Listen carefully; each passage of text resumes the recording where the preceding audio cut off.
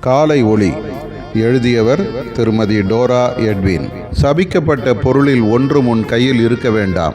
அந்நிய தேவர்களின் சுரூபங்கள், கையில் கட்டிக்கொள்ளும் அடையாளங்கள், வேண்டாத புத்தகங்கள், டிவி ஷோஸ், பிறருக்கு சொந்தமான பொருட்கள், இவை உனக்கு சாபத்தை கொண்டு வரக்கூடும்.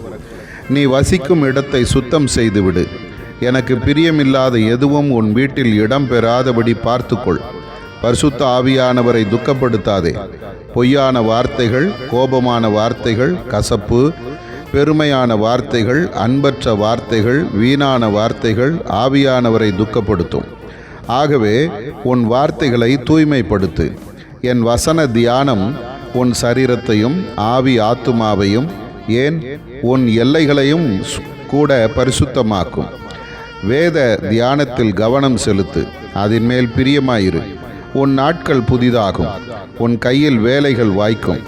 நீ போகும் இடமெங்கும் ஆசீர்வாதம் தொடரும். உன் கண்கள் திறக்கப்பட்டு பரிசுத்த வழியில் உன் கால்கள் நிற்கும். உன் கால் இடராது. உன்னை சுற்றிலும் என் வெளிச்சம் பிரகாசிக்கும். இலையுதிரா மரம் போல நீ செழித்திருப்பாய்.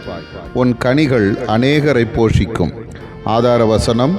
உம்முடைய வசனத்தின் பிரசித்தம் வெளிச்சம் தந்து பேதைகளை உணர்வுள்ளவர்களாக்கும். சங்கீதம் 119:130.